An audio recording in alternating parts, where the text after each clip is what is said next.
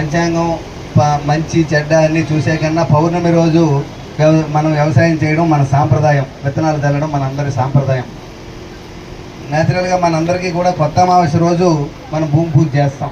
కొత్త అమావాస్య రోజు భూమికి సిద్ధం చేసేటువంటి ఏరువాక పౌర్ణమి రాష్ట్ర వ్యాప్తంగా గౌరవ ముఖ్యమంత్రి చంద్రబాబు నాయుడు గారు, ఉప ముఖ్యమంత్రి పవన్ కళ్యాణ్ గారి ఆధ్వర్యంలో ఈరోజు రాష్ట్ర వ్యాప్తంగా జరుగుతున్న ఈ పండగకి ఈరోజు మన ఇచ్చేర్ల నియోజకవర్గానికి లావేర్లో జరుగుతున్నటువంటి ఏరువాక కార్యక్రమానికి, ఏరువాక పౌర్ణమి కార్యక్రమానికి ముఖ్య అతిథిగా విచ్చేసినటువంటి జిల్లా కలెక్టర్ సుప్రీల్ గారికి, అలాగే మన విజయనగరం పార్లమెంట్ రైతుకి కానీ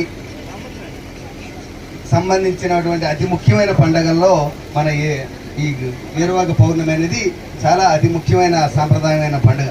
ఈ పండుగ రోజు అందరమే కూడా రైతులు మన పంటలు బాగా పండాలి, సంవత్సరం అంతా పంటలు బాగా పండాలి, మా జీవితాలు బాగుండాలి, అంతేకాదు దేశానికి అన్నం పెట్టే ఉన్నతమైనటువంటి మన భారతీయ సంస్కృతి సాంప్రదాయాల్లో అతి మహోన్నతమైన కార్యక్రమం ఈ ఏరువాక కార్యక్రమం.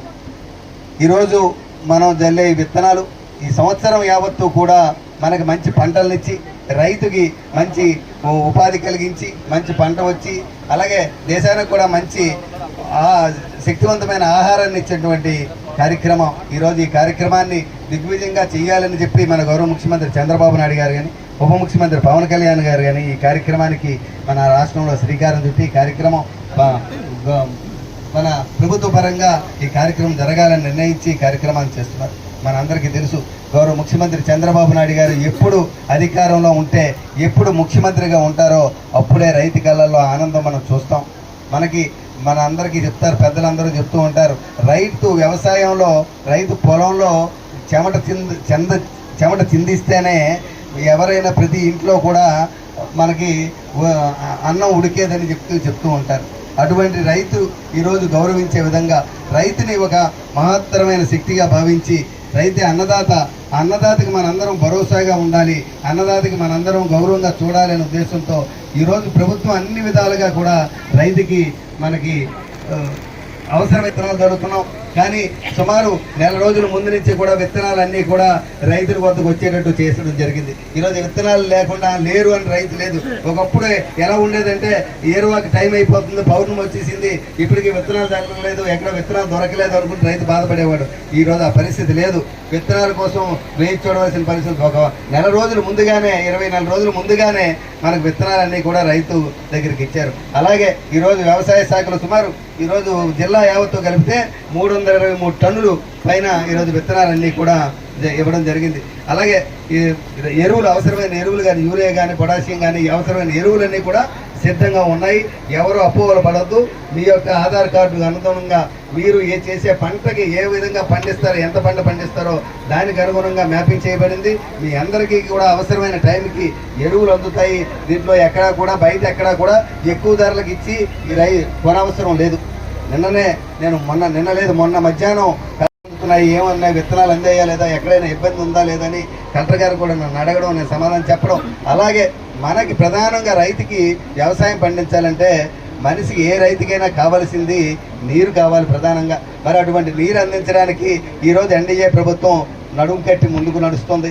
ఈరోజు మన ఎచ్చెర్ల మండలంలో ఎచ్చెర్ల నియోజకవర్గంలో 3 ప్రధానమైనటువంటి కాలువలు ఉన్నాయి. 1 నారాయణపురం కాలువ, 2 మడ్డు వలస, 3 కోటపల్లి.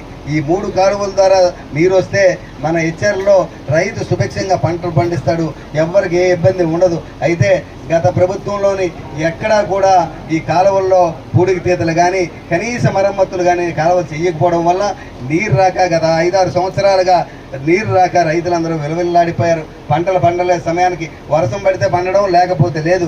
కానీ ఈరోజు మన ఎన్డీఏ ప్రభుత్వం వచ్చిన వెంటనే మనం ఈ ప్రధాన కాలువల మీద దృష్టి పెట్టాం, కాలువల ఆధునీకరణ చేస్తున్నాం, దానికి అవసరమైనటువంటి నిధులు మంజూరు చేస్తున్నారు. అలాగే నారాయణపురం కాలువకి కలెక్టర్ గారి దగ్గరుండి నాకు సహకరించి సుమారు 2-3 కోట్ల రూపాయలు రిలీజ్ చేస్తే ఆ కాలువను ఆనకట్ట దగ్గరికి వెళ్ళి అక్కడ పేరుకుపోయినటువంటి ఇసుకను తీసి బాగు చేస్తే, అక్కడ కిలోమీటర్ పేర బాగు చేస్తే మనకి యాక్చువల్గా మనకి ఇచ్చిన డబ్బులు ఏవైతే ఉన్నాయో మన నియోజకవర్గంలో బాగు చేసుకోవాలి.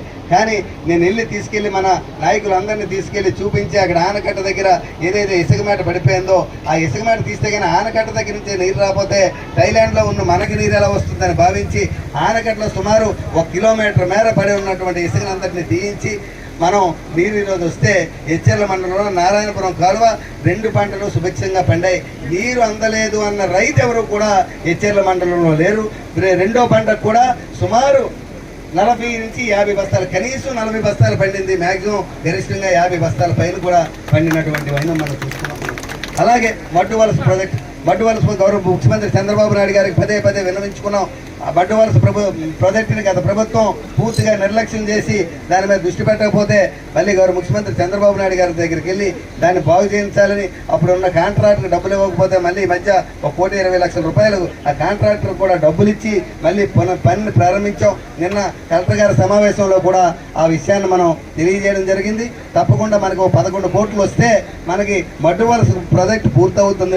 మన ప్రాంతంలో ఉన్నది ఏదైతే లావేరు, జీసీగడం లావేరులో కొంత భాగం మనకు ఉందో ఆ భాగం అంతా కూడా నీరు వచ్చేస్తుంది. నీరు వస్తే గుడువూరు పెద్ద చెరువుకు నీరు వస్తుంది. గుడువూరు పెద్ద చెరువుకు నీరు వస్తే అవతల ఎచ్చెర్లకు కానీ మన లావేరుకి కానీ సాగునీరుకి తాగునీరుకి పొద ఉండదని చెప్పి ఈ సందర్భంగా మీకు తెలియజేస్తున్నాను. అదే పనిలో ఉన్నాం. తప్పకుండా ఈ సంవత్సరంగా నీరు తీసుకురావాలి. లేని పక్షంలో వచ్చే సంవత్సరం కల్లా కంపల్సరీ ఆ నీరు మన గుడువూరు పెద్ద చెరువు తీసుకొస్తామని చెప్పి మీకు మాటిస్తున్నాం. అదేవిధంగా మనకు తోటపల్లి కాలువ, ఇది కూడా మళ్ళీ థైలాండ్లో ఉన్న మన ప్రాంతమే ఆఖరి అన్నమాట. థైలాండ్ అంటే మనకి అసలు జీసగడం కానీ లేదా లావేరు కానీ రణస్థలం 3 మండలాలకి కూడా మనకి సుమారు 14,000 ఎకరాలకి నీరిచ్చేటువంటి మహోన్నతమైనటువంటి శక్తి తోటపల్లి కాలువ.